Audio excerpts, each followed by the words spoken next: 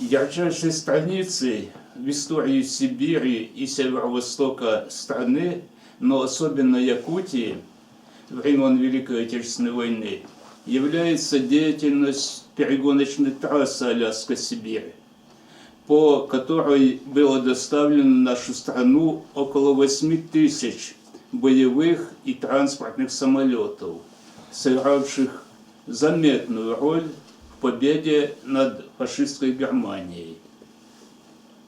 К сожалению,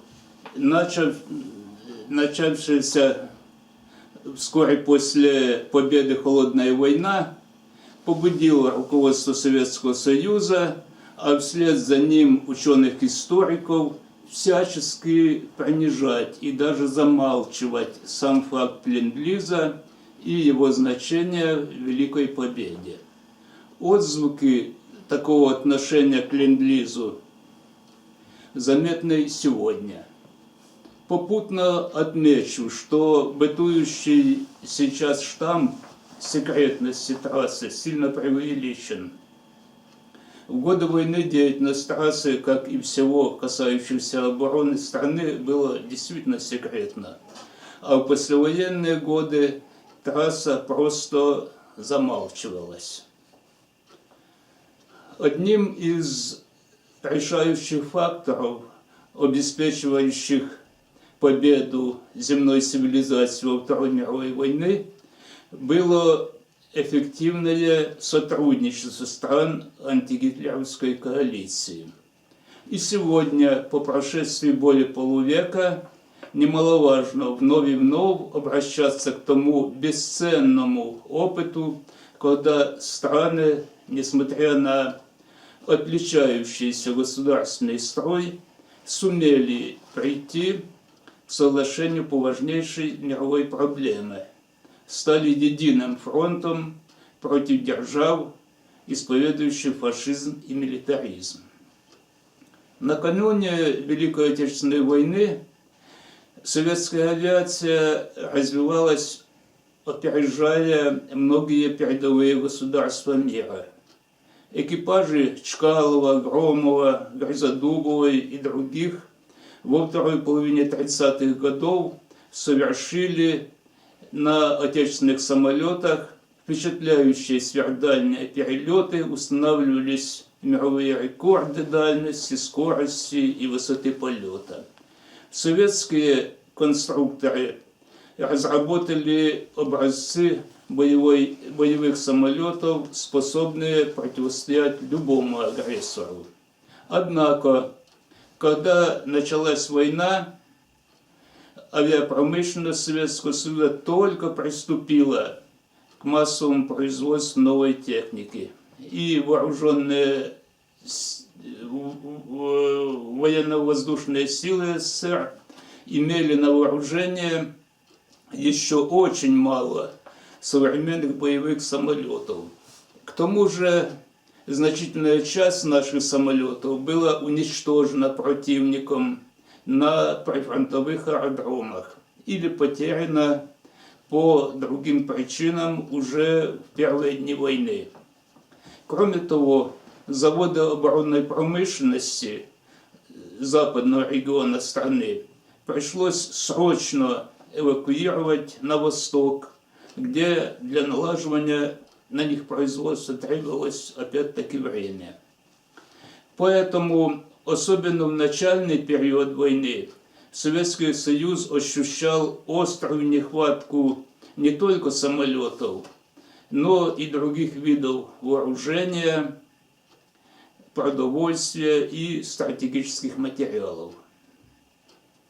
И для Советского Союза имело большое значение заключенное осенью 1941 года соглашение, по которому США и Великобритания обязались поставлять в СССР, начиная с октября того же года, вооружение, технику, материалы и продовольствие.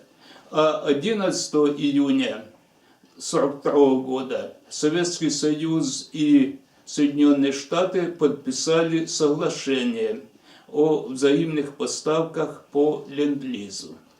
Ленд-лиз означает, что давать взаймы и сдавать в аренду. Само понятие ленд-лиза. И оно было принято американским конгрессом еще в довоенные годы. Одним из путей доставки самолетов, доставки в Советский Союз американских самолетов стала перегоночная трасса Аляска-Сибирь.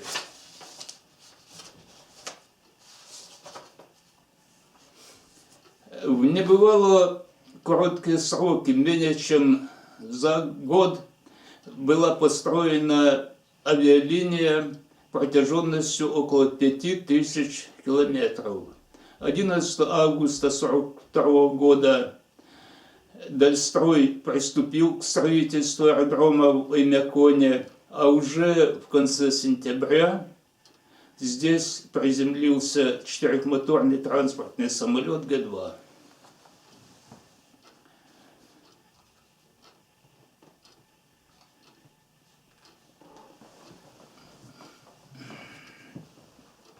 Аэропорт Якутск в довоенные годы, по существу пригодный для обслуживания приема и выпуска самолетов легких типов, был значительно расширен. Здесь возвели много объектов технологического и бытового назначения.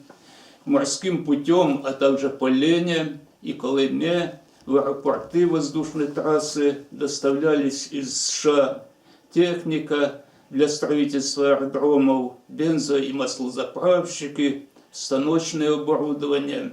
Всего по трассе в трудных природных условиях было построено 26 аэродромов и 274 деревянных зданий и сооружений. Воздушную трассу Красноярск-Уэлькаль официально ввели в эксплуатацию 30 января 1943 года. Но строительство аэродромов перегоночной трассы продолжалось вплоть до ее закрытия. Для перегонки самолетов было создано 5 перегоночных полков с базированием в Фэрбэнксе на Аляске, Уэлькале, Синчане, Якутске и Керенске. Для наземного обеспечения перегонки создавались авиационные базы в Уэлькале, Марково, Синчане, Оймяконе, Якутске, Алекминске и Керенске. Предполагалось, что на трассе будет работать до 3000 человек. Постановлением Государственного комитета обороны от 3 августа 1942 года начальником Красноярской воздушной трассы, а позже и командиром перегоночной дивизии назначили Героя Советского Союза полковника Мазурука. К 1 сентября 1942 года формирование управления трассой и перегоночных полков было закончено. Личный состав и имущество из города Иваново по железной дороге доставили в Красноярск, а затем самолетами к местам базирования. Первый полк для ускорения транспортировки перевезли самолетами Ли-2 из Иваново на авиабазу Ледфилд близ Фэрбэнкса. Административным центром перегоночной трассы выбрали город Якутск, расположенный примерно посредине трассы. Учитывалось и то, что в Якутске имелась возможность организовать ремонт самолетов. Здесь же находился самый мощный на северо-востоке страны радиоцентр. Якутск был самым крупным культурным и административным центром северо-востока страны. В Якутске разместили штабы Красноярской воздушной трассы, а затем первой перегоночной дивизии. Управление воздушной трассы Красноярск-Ваилькаль базировалось, и здесь же базировались также 4-й перегоночный, а позже сформированный 8-й транспортный авиаполки. Специалисты приемочной военной комиссии на Аляске, которую возглавил полковник Мачин, на 2 самолетах Ли-2 3 сентября 1942 года вылетели на аэродром Литфильд, расположенный в нескольких километрах от Фербенса, и приступили к работе. Мачин отметил, что взаимоотношения с американскими военными, населением Фербенса и Нома были доброжелательные. Начальник базы генерал Гафни всегда стремился оказать помощь советской миссии, а трудности в работе были. Когда в декабре 1942 года ударили сильные морозы, в гидросистемах американских самолетов стала густеть жидкость, разрушались шланги. На аэродромах Чукотки и Якутии скопилось много неисправных боевых машин. Мачин доложил о возникшей проблеме Гафни. Тот немедленно связался с учеными местного университета, с представителями авиационных и других фирм. По его просьбе химики буквально за 2 суток нашли компонент, добавка которого сделала гидрожидкость устойчивой к морозам. А заводы-изготовители поставили шланги из морозостойкой резины. Также оперативно за несколько суток на авиабазе Литфильд были построены портативные аэродромные подогреватели. Все это завезли на транспорте Си-47 замерзающим боевым самолетом. И, кстати, вот эти подогреватели, я приехал сюда в Якутск на аэродром работать в 1961 году, так еще эти подогреватели были в действии. Во взаимоотношениях с союзниками на трассе не обходилось и без недоразумений, но их удавалось оперативно расследовать и приходить к согласию. Бомбардировщики и транспортные самолеты обычно перегонялись поодиночке или по 2-3. Истребители же, как правило, группами, которые вели лидеры-бомбардировщики. Дальность полета у истребителей небольшая, поэтому маршрут, протяженность которого от Фербенса до Красноярска составлял, как я уже сказал, больше 4500 километров, пришлось разделить на 5 этапов. За каждым из них закреплялся перегоночный полк. И он обычно работал только на своем участке.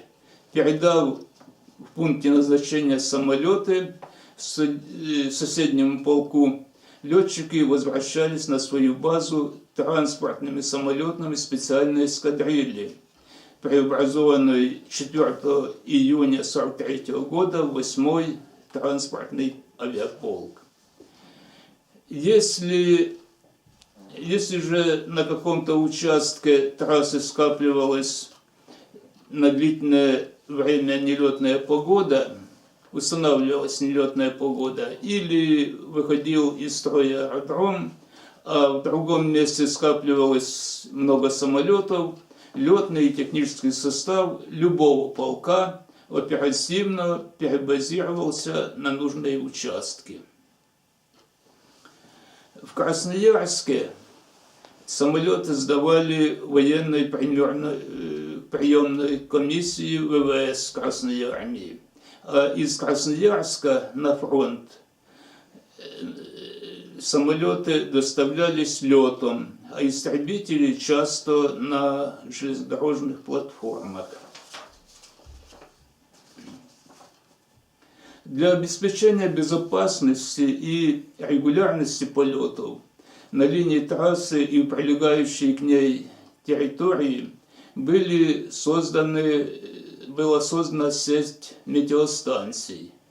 Во всех аэропортах устанавливались радиопеленгаторы и другие современные средства навигации. Условия военного времени требовали немедленного выполнения задания ГКО, и то, что казалось невозможным, было реализовано благодаря патриотизму и исключительно настойчивости людей, работающих на трассе.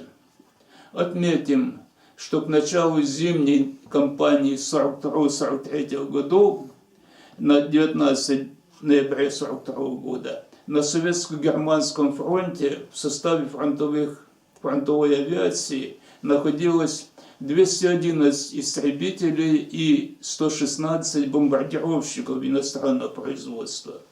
Они еще не сыграли заметной роли на балансе противостоящих войск, но сыграли свою роль как моральный фактор. В борьбе с врагом мы не одиноки. Случались во время перегонки и вынужденной посадки, и аварии, которые для экипажей заканчивались, к счастью, благополучно, благодаря оперативно организуемых экспедиций, чаще всего с участием местного населения, в том числе населения Якутии. Вот только один такой случай. 5 марта 1943 года в районе поселка Бердигостях потерпел катастрофу транспортный самолет 8-го авиаполка. Оставшихся в живых членов экипажа и пассажиров удалось спасти только благодаря летевшему на этом же самолете юноше Якуту Терешкину Николаю Дмитриевичу. Он почти 2 суток пробирался по тайге до ближайшего жилья, а потом привел к месту катастрофы спасательную экспедицию. Указом президента Российской Федерации от 7 июля 1993 года за мужество и самоотверженность, проявленные при спасении экипажа и пассажиров этого самолета, Николай Дмитриевич Терешкин посмертно награжден медалью за отвагу. Почему такой небольшой вроде награды? В это время вот как раз было уже советские награды упразднены, а российских еще не было. Была одна только медаль за отвагу. Героическая работа авиаторов на трассе Аляска-Сибирь получила высокую оценку Высокого Верховного Главнокомандования. Указом Президиума Верховного Совета СССР от 5 февраля 1944 года за образцовое выполнение заданий командования по перегонке боевых самолетов первая перегоночная дивизия была награждена орденом Красного Знамени, а 551 человек личного состава удостоен боевых орденов и медалей. После победы над Германией еще 4 месяца перегонялись американские самолеты.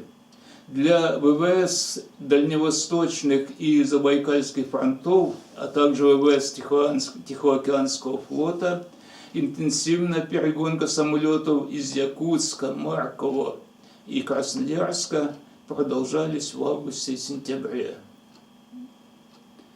Кроме этого, когда началась война с Японией, эскадрилья из 7 самолетов Си-47 8-го транспортного полка в составе 9-й воздушной армии участвовала в высадке десанта в тыл Квантунской армии на аэродромах Харбин, Герин и Чанчунь, а также доставляли горючее, боеприпасы войскам.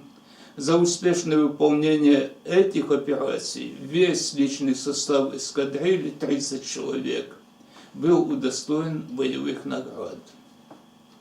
Всего за 3 года от союзников разными путями наша страна получила 22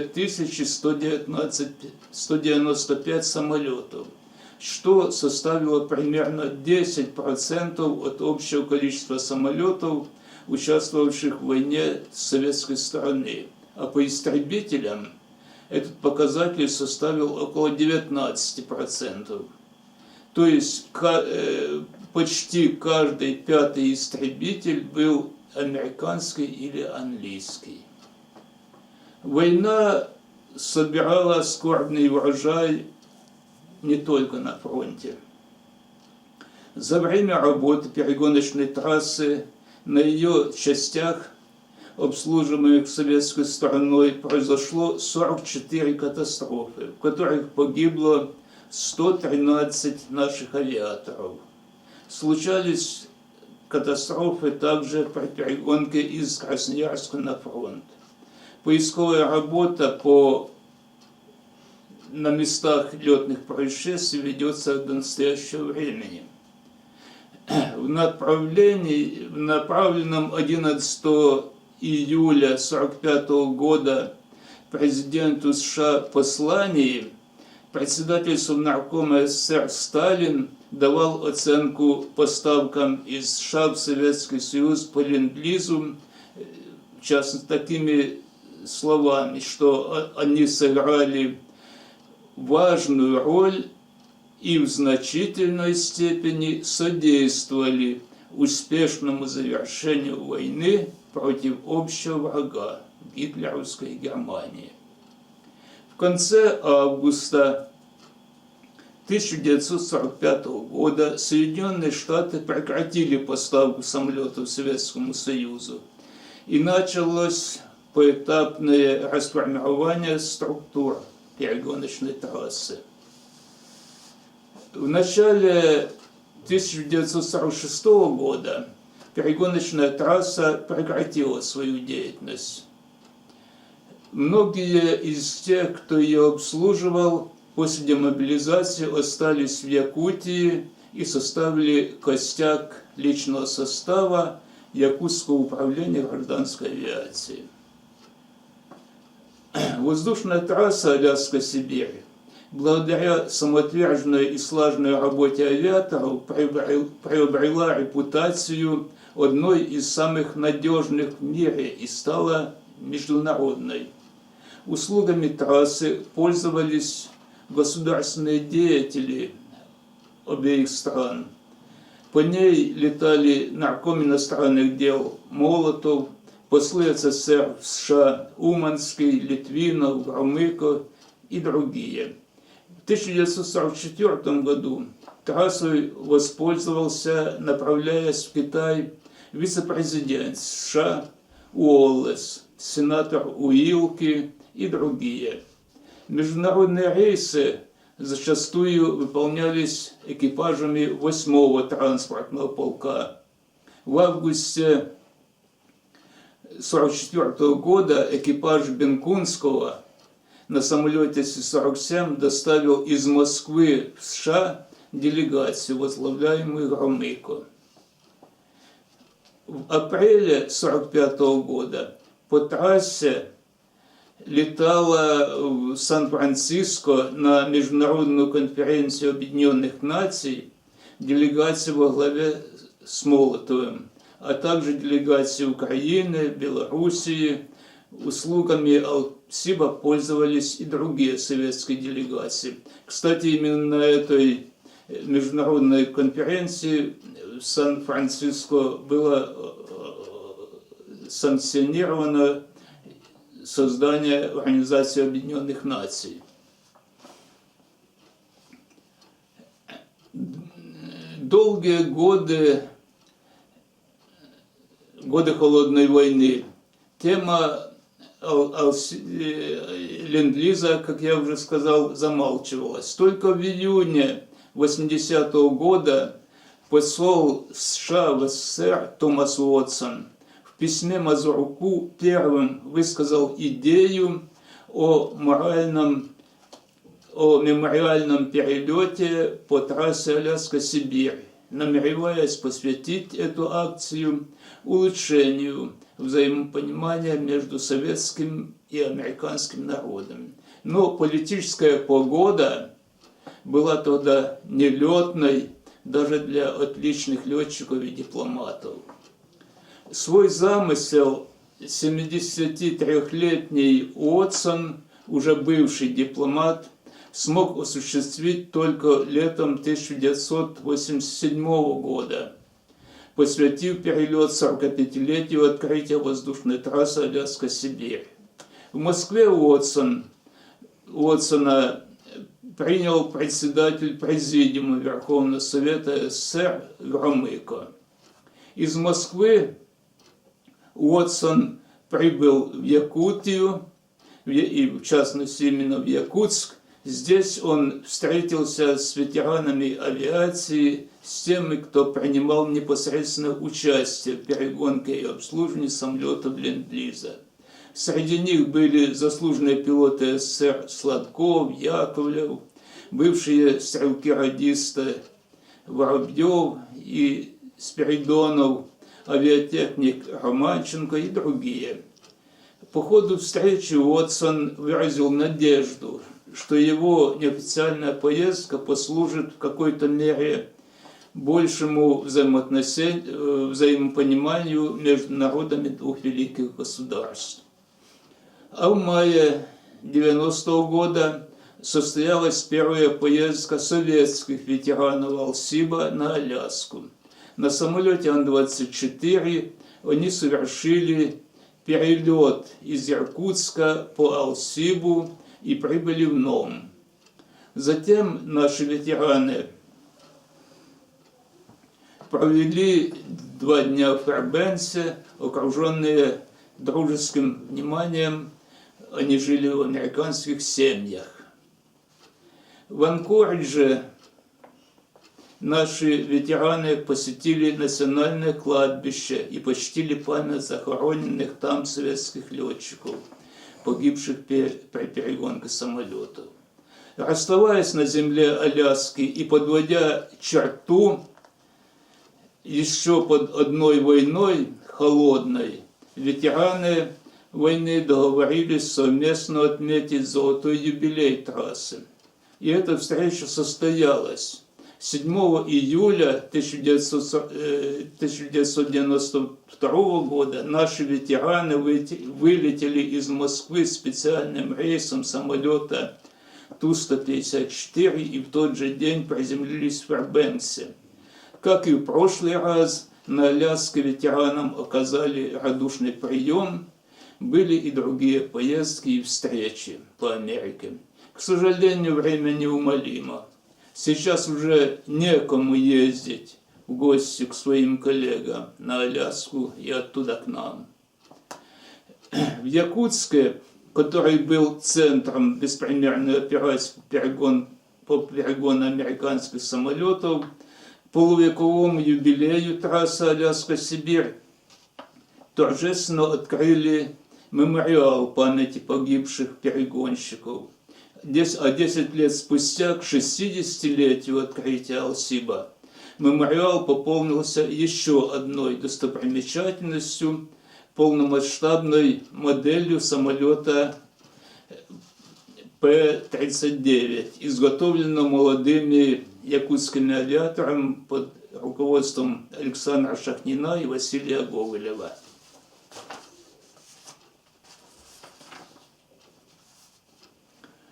В населенных пунктах Зырянка, Ойнакон, Алекминск, Хандыга, расположенных по маршруту трассы, установлены памятные знаки и надгробия на могилах погибших авиаторов.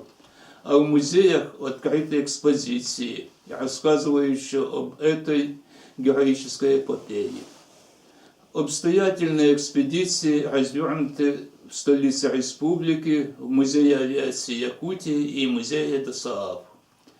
В октябре 2010 года по инициативе представительства МИД России в Якутии при финансовой поддержке авиакомпании Якутии и Якутия, и мэрии Якутска, я посетил Фербенск с фотовыставкой, посвященной перегоночной трассе Аляска-Сибирь. Фотовыставка приурачивалась к юбилею окончания Второй мировой войны и была воспринята с большим интересом участниками международной конференции авиаторов северных стран и территорий. Более полувека назад, в годы Второй мировой войны, самоотверженные люди построили воздушный мост Аляска-Сибирь. В наши дни, после долгих лет холодной войны, мост открывается заново. Россия и ее составная часть Республика Саха-Якутия имеют богатую многовековую историю, насыщенную героическими боевыми и трудовыми событиями. О них надо помнить, их надо всячески пропагандировать. В нашей большой многонациональной стране нельзя жить без исторической памяти. За это следует бороться, на этом необходимо стоять. Только история является той наукой, изучение которой делает человека гражданином. Память о трудовых и боевых подвигах наших отцов и дедов надо бережно хранить и передавать из поколения в поколение.